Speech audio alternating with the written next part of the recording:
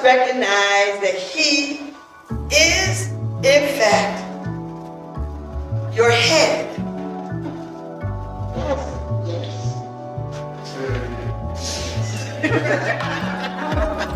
This is Valentine's Day. You mess yourself just talking, guys. It is significant that Paul does not say that the husband ought to be the head of his wife. But what Paul says is that the husband is the head. Now, some husbands are weak, ineffective, and just plain lousy as heads of their wives. But they still have this position of it just seems so unfair. Does it not? But it's the worst.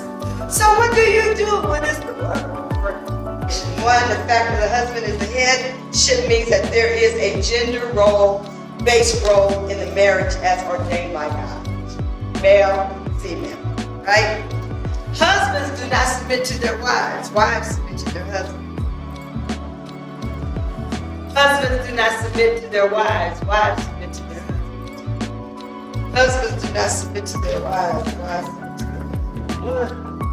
What do you do though when he really is not doing what he's supposed to?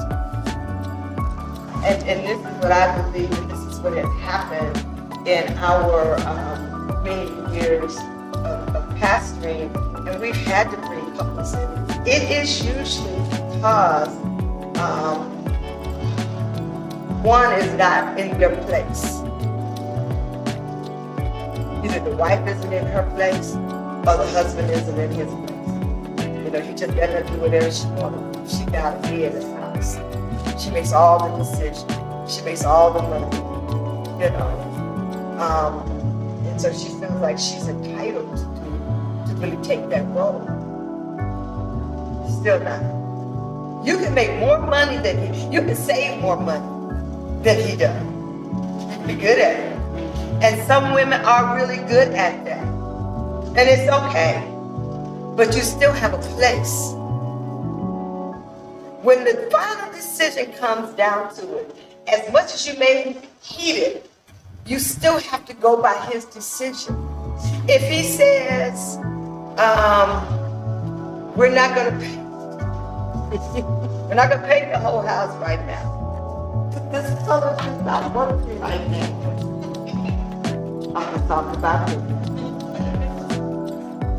I have to take the responsibility and say, okay, he says we're not going to do it right now. But it doesn't stop me from getting on my knees. That's just hard. Pain.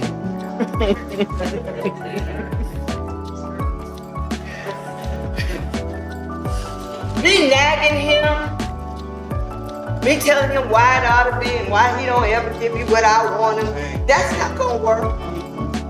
And that's not being subject either. If he makes a decision that really can be detrimental to the family, that's when you really need to pray. But at the end of the day, he has to give an account to God. So if he does make the wrong decision, and I know it's hard for us to accept it because sometimes we have to suffer. And men, let me just say this. When you make your decisions, remember that it's more than just you that's going to be affected by the decisions you make. Okay? The children may be affected. The wife might be affected. The church could be affected. If you're going to be the head, you got to make good decisions. And you cannot be afraid to seek the face of God in being wise in decisions. And so I think a real good husband is one that don't want to make decisions that's going to be harmful to his family. I know we're looking at it as husbands and wives, but you can really take this and apply it to other areas of your life. That definition again is to have the attitude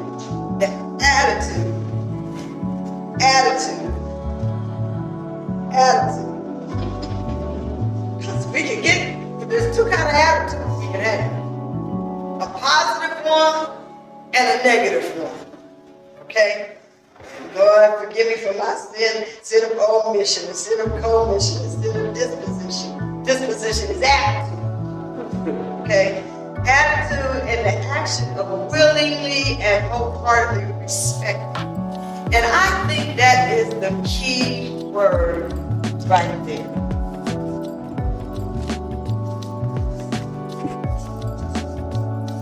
Is to respect that man as being the man and the head. And sometimes this is where we get on. Is we really don't respect him. He might not be the smartest guy. He might not have the most money. He might not have all the wisdom that you wish he had. But if you don't respect him, and that means respect him enough to trust him, even if you know, but you that respect. Submission involves respecting your husband. When Paul sums up his counsel, he repeats that the husband is to love his wife. But rather than saying that the wife must submit to her husband, he says that she must respect. Someone Google the word respect. Respect, a feeling of deep admiration for someone or something elicited by their abilities, qualities, or achievements.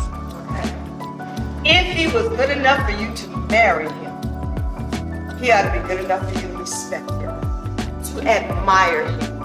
Find good qualities. Find some. He can't be all bad. You married him.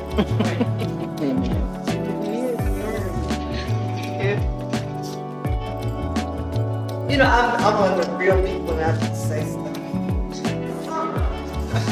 Sometimes I can say stuff all the time. I mean, I really say stuff. But he is more than just, he had muscles. It is more than just, he had swagger. What else that you admire about him that causes you to respect, and it gives a deep admiration. Yes. I'll tell you another secret.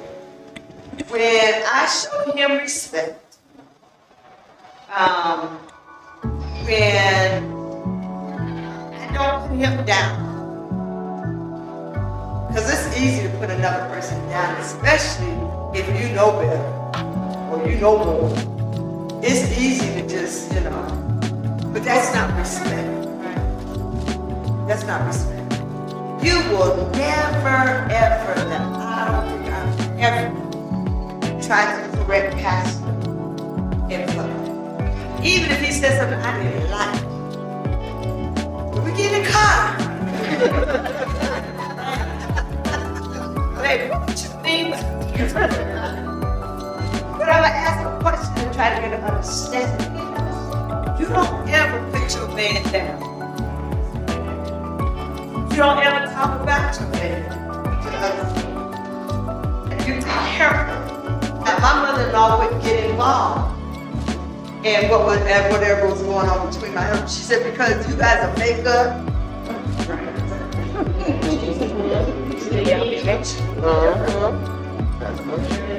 And everybody mad.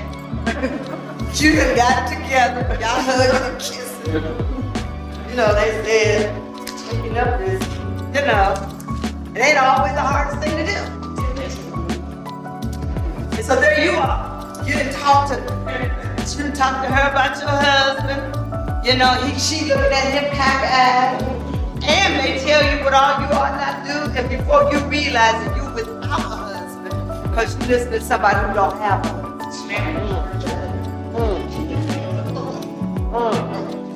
See that girl? So you don't go talking to everybody. You don't put him down. That's not respect. That is not submission. I'm going to get him to do I just don't understand. I can't have it. Do you know men don't like crying and whining? They really don't. As much as we're supposed to be the weaker vessel, they really don't. That does not really work for them. I used to cry and whine. he would ignore me even the more to bother me. And then when I started being a big girl and using some sense and respecting him and loving him and building him up, I found out I get more screwed now than I could. Why did I do this 45 years ago? Tell me where I'd be today. You can't do it being deceptive. And women can be deceptive. You cannot do it whining. You cannot do it trying to manipulate. Because once they find out about it, it's hard to get their respect. Leader and lover. Many husbands feel threatened and incompetent when it comes to leading their wives. If their attempt seems to be feeble and it meets with criticism all the time, they probably won't try again. But when you build them up, your husband takes a stab at giving leadership in your marriage, don't try to knock him down when he's attempting to try to do differently or trying to do things the way you really want him to do it. If he's trying to fan the flame, don't ask him what's wrong with you. If he want to take you out, just go out. Doing some stuff at the house, and usually, I sure wish I could get this thing fixed up. This time I decided not to. Since the doctors, I just had them out. Came home, was home for 2 weeks. And get up early in the morning, I saw him fixing stuff that needed to be fixed.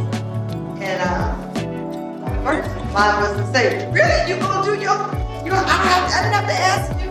But something said to me, don't say that, say, babe, thank you. I said, babe, thank you. Next thing I know, he was hanging up the pictures. I said, oh, that is good right here. Next thing I know, he was doing something else. Submission does not imply the inferiority of the wife to her husband. You are smart women. A godly husband is to be a good manager of his household. That means I need to know. You don't have to pay the bills, but you need to make sure that they're being paid. I might write out the checks, but I need you to make sure the money's in the bank.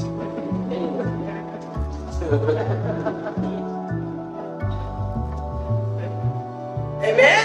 Amen. Submissiveness does not imply being passive. A submissive wife may actively try to influence her husband for God.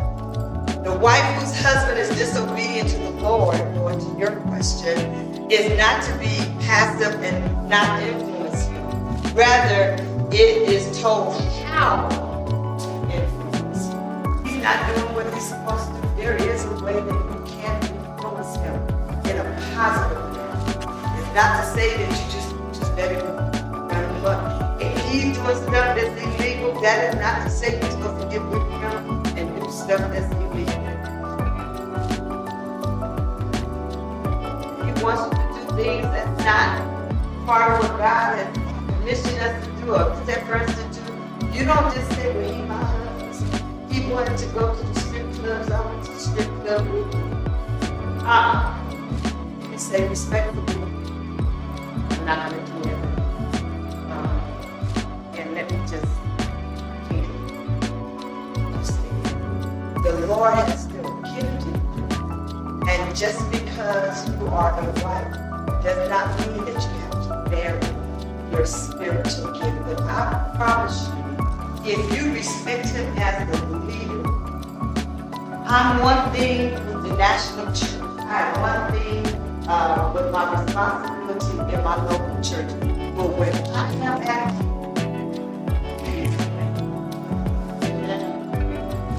I literally manage millions of dollars with the national church, but that had nothing to do with what goes on Charlotte Religious. Nothing. Nothing. So you have to always remember have your spiritual gifts that God has gifted you, what you do at your job, you might be over hundreds of men. But when you come home, He is the head. Amen. He can be the janitor at the stop and go. When He comes home, He ought to feel like that's His sanctuary. And it is the same thing God has gifted us. So we have to respect the gift that God has given us and always remember who gave us that gift. Submission and respect begins with your father. Are you running your husband down and complaining about his shortcomings? Or are you thankfully focusing on his strengths? Okay. Are your words encouraging and affirming? Are your deeds supportive? You know that he has a responsibility in the church. Are you supportive in his responsibility, ladies? Or are you fighting every tooth and nail? Always down in church. You ought to be glad you're in church and not in the So encourage them when they're in ministry, because you'll find out that they will encourage. Any questions? If your husband is dumping his responsibility on you or using you as a maid or cater to his baby, you need to talk to him. Say, hey, I want to be what I'm supposed to be, but I don't want to take over your responsibility. I believe when we get in our rightful place, I believe that men will stay in their place, get in their place, stay in their place. And women that really do what we're supposed to do, we will find our families. We'll get out of our place and start doing stuff that we're not supposed to do as women, taking over their role, whatever, and that's just all you're doing is causing him to feel less than, because now he thinks, you think I can't. What do you do when he doesn't do what he's supposed to? That's the conversations. Real conversations. And I think those conversations need to be had after a lot of prayer. He'll tell you what to say, and then he might not have you to say anything. But the Lord will convict him. We're to be obedient to him as he is obedient to the Lord. Sometimes, have you ever had the opportunity when you called and customer service, you didn't get what you wanted, and you asked to speak to the manager? And you know how they say, if there's nobody else, I'm the only one. Okay. No, I want the person that's over you. Always remember that someone is over you. You're over someone, someone's over you, and somebody's over you. We're going to be subject one to another. Amen. As a wife, we're going to be subject to him and know that he got somebody over there. Amen. Amen. Let's get in our places, whether it's to each other, on our jobs, in the church. If we're all in our place where we're supposed to be, I promise you, our lives will be enriched and things will go better.